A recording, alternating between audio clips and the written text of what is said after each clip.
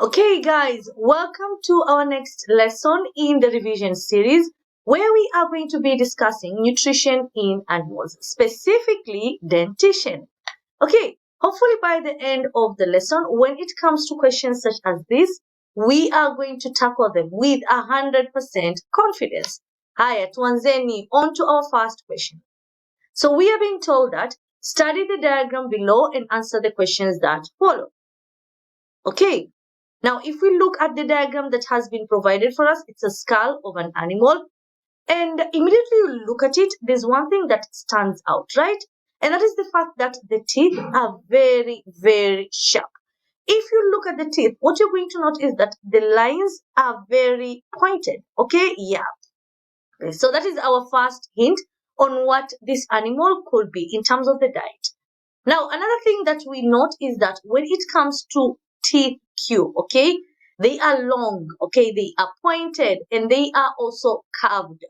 All of these are characteristics of canines that are present in carnivores, okay, the animals that feed on flesh, on prey. And then we also have another hint, and that other hint is P. If you look at P, those are going to be our incisors, okay? It's actually an incisor. But what you're not going to notice is that the incisors that are found in most carnivores tend to be very tightly spaced, okay? They're very close to one another. And the reason for this is so that when it comes to the carnivore, they can use their incisors to strongly hold, seize the prey and then hold on to them, okay? Grasp the prey using the incisors. Our last hint has to do with teeth labeled R. These are going to be the carnassial teeth. Now, carnassial teeth are going to be very strong teeth. They have smooth edges and very sharp, they have smooth sides, and very sharp edges. And the way they are arranged is, they can actually crisscross one another as such. So they act as, the blades of a scissors. So they can move against one another and in turn causing flesh to be cut. And they're so strong, they can also crush bones. Okay, hi. Tuanze, let's tackle the questions now. Okay, so part A, tunaambiwa name teeth P and R. Okay, so tooth P is going to be an incisor and R are going to be carnassial teeth. Okay, not a carnassial tooth, but carnassial teeth. Because as we can clearly see, R is pointing to two carnassial teeth. Now, P is going to be in singular form because it's only pointing at one incisor. Part B, how is teeth Q, how are teeth Q adapted to their function? Okay, so those are going to be our canines. So the canines are long, they are curved, they are pointed, okay, to seize and kill prey. Part C, the upper jaw and the lower jaw of this organism fit closely in a manner that restricts sideways movement. What is the significance of this? Okay, let us pause there. When it comes to herbivores have the ability of moving their lower jaw, okay, side to side. Something similar to that.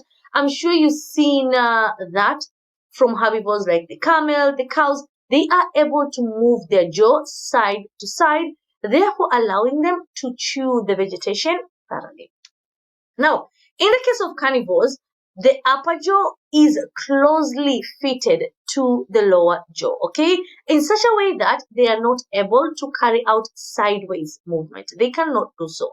So, unaulizwa, what is the importance of this? Now, this actually makes it better for them to tightly hold on to the prey, okay? And by holding tightly onto the prey, it prevents dislocation during a struggle. Remember when you have a predator, okay, like a lion attacking a prey, like an antelope, it's not going to be a smooth journey, okay? It's going to be very challenging, grasping, because the prey will also be defending itself. So you're going to have bits of movement here and there until finally the prey gives in and dies. Now we need to have a joint between the upper and lower jaw that is so strong, okay, and that will restrict movement so that akibana ndo amebana na haachili. Can you imagine if you had a joint like one that was present in herbivore? Na ako hapo na hiyo lower jaw ndo hiyo iko flexible, moving around, they wouldn't be able to tightly hold on to the prey. So the prey can easily, be freed during the struggle. So this does not happen because the upper and the lower jaw are tightly fused to one another or fitted to one another. Okay, what is the function of R? Okay, tumesema R, those are going to be our carnassial teeth. The functions of the carnassial teeth is that they easily slice through flesh. Kama makasi, they slice through flesh and they're so strong they can crush bones. Kena eka bona po ka na bones zinavunjika. With reasons, complete the table below using observable features. Okay, so we have aspect, the mode of feeding, the answer, the type of organism, the answer, and the diet, our answer. Now, the mode of feeding is going to be carnivorous. The organism is going to be a carnivore. Now, I need you to differentiate between these two. The mode of feeding is carnivorous, but the type of organism is a carnivore. And the diet, of course, is going to be flesh because they eat prey. Okay, and prey are simply animals made up of flesh. Okay, that was our first question. If you feel like you need more time to maybe go through the questions, write down something, pause the video, take as much time as you need. Let us proceed to our next question. The diagram below represents the lower jaw of a mammal. Part A, name the mode of nutrition of the mammal whose jaw is shown and then give a reason. Okay, now let's look at the jaw. We can clearly tell off the bat that this is very different from what we have just seen. Okay, so the skull that we just saw was of a carnivore. This is going to be of a herbivore. Okay, so the mode of nutrition is going to be herbivorous, right? Because this is a herbivore, so it's herbivorous. Higher, let us give the reason. The reason is because of the presence of the diastema. Now, the diastema is the part labeled K. So it's simply a space, okay, a gap. It separates the front teeth from the back teeth, okay?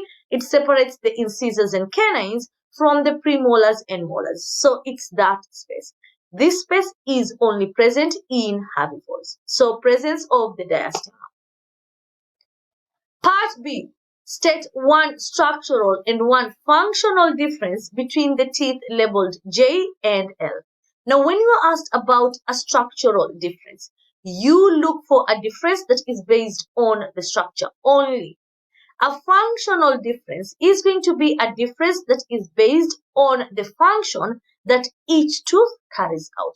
So this does this, well, that does that. To answer with the structural difference, now, when it comes to the structural difference, let's look at J. J is going to be that is probably an incisor. It's going to be an incisor.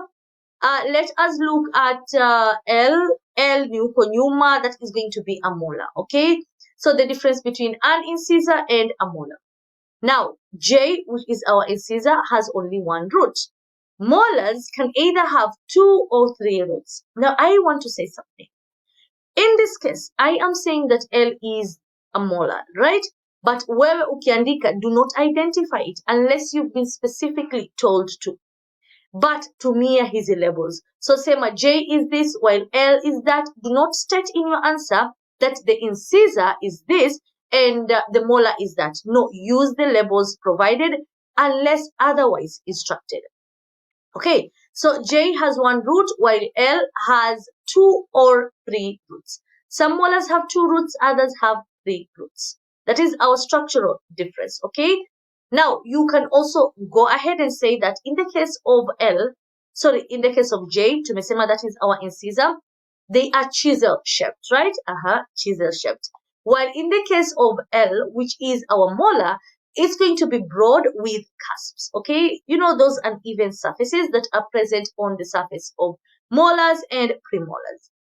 Higher. Now, functional, J is used for cutting vegetation, while L is used for crushing and grinding vegetation.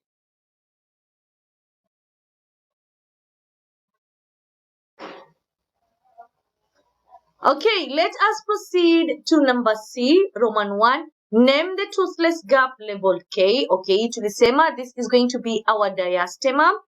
State the function of the gap. Okay, the gap is there to provide space for manipulation of food by the tongue. Okay, let's pause there. When we talk about manipulation of food, we simply mean movement of food. Okay, rolling, as such, mixing the food with saliva, pushing the food to the back of the mouth, as such. That is manipulation of food. Now, manipulation of food is carried out by the tongue. What the diastema does is that it provides the space for the tongue to do so. Now, a lot of students will write kwamba the function of the diastema is manipulation of food, and that would be wrong. Manipulation of food is carried out by the tongue, but the diastema provides the space for this to be done. Okay, that is our second question.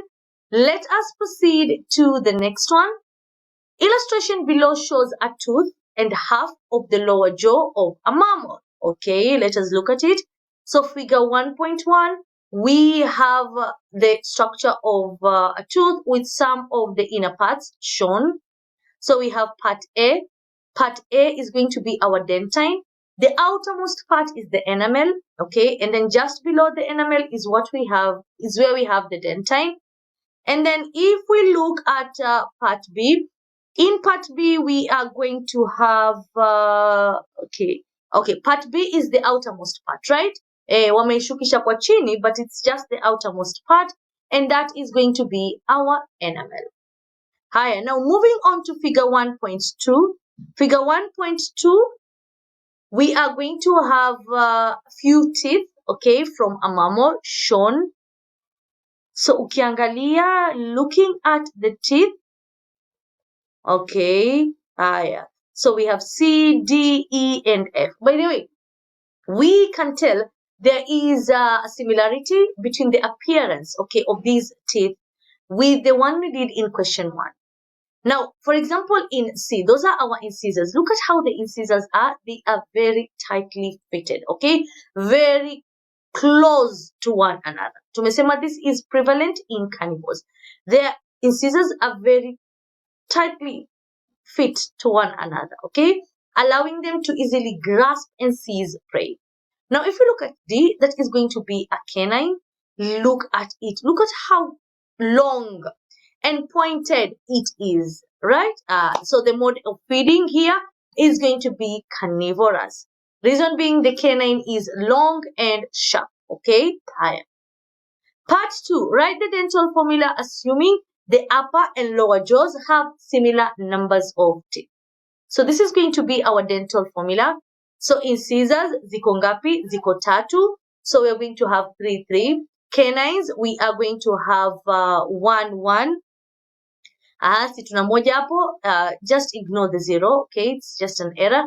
Premolar, tuna 4, 4. You can clearly see premolar ndo hizo E. And then molar, ziko ngapi? Mbili, right? Now, I want to say something regarding the dental formula. When writing the dental formula, there are a few things that you need to make a note of.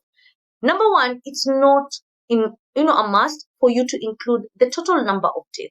If you do so, it's a bonus, unaongeza, but if you don't do so, you're not penalized and you're not missing out on any marks. Now, when writing these, please do not include commas. Some students will write incisor 3, 3, wanaeka kakoma. And then wanaanza canine 1, 1, wanaeka kakoma. Separating the type of teeth, that is not allowed. In fact, it's penalized. You're not supposed to have commas there. You're also not supposed to include hyphens. Usieke 3 ka hyphen. It's not really a hyphen, it's a separator. 3 ka line and then 3 chini yake. No. Let it be the way it is here. Okay? And the names of the teeth are supposed to be, how do I say this? Yani tunatumia the first letters, okay? Yeah. And they should be in small letters. That word has rucked my mind, okay? Part B, name the parts labeled A and B, okay? Let's look at A. A, kama tulivyosema, it's going to be the dentine, and B is going to be our enamel.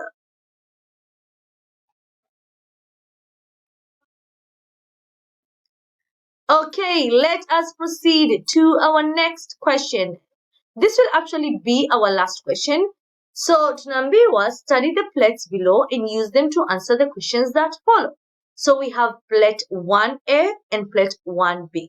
So they show two very different animals. Now, if I was to take a guess, I would say plate 1A. Is that a sheep? Kind of looks like one. I am not sure though. Yeah, or a camel. One of those. And then plate 1B, I don't know. Does that look like a tiger or a cheetah? Somewhere there, but a carnivorous animal. Okay, so tunaambiwa label the structures A, B, and P. Okay, let's look at what A is. It's, a creamy or a whitish structure. That is going to be a horny pad. Now, when it comes to herbivores, some of them do not have upper incisors and upper canines. Okay, so unaona hapo juu ni kibogoyo hapo mbele. Nyuma anazo premolars, but hapa mbele hana meno. Instead, what they do have is a hard surface. Now, this is why we call it a horny pad. Horny sometimes means hard, okay? Yeah, pad is a surface, so a hard surface. So what happens is that they take the grass, they press it against the horny pad, and then they cut it using the lower incisors and the canines. Now, I want to say this. If you're cutting a substance and to say it's just hanging, it becomes more difficult compared to when you're pressing it against a hard surface. Okay, it becomes much easier. Imagine you're using a ruler and you want to, cut off a piece of paper. If you press the paper against a hard surface and then cut it using the ruler, it's going to be much easier than if it was just floating around. So that is the honey pad. Okay, yeah. It is used to press, it's a hard surface for pressing grass or vegetation so that it can be cut by the lower incisors. Now, when you are stating the significance of the honey pad, usiseme it's a hard surface for pressing grass na story zimeisha. No, for pressing grass so that it can be cut by the lower incisors. Okay. Part B, that is going to be our incisor. And P, okay, P is found in plate 1B. That is going to be a canine. Okay.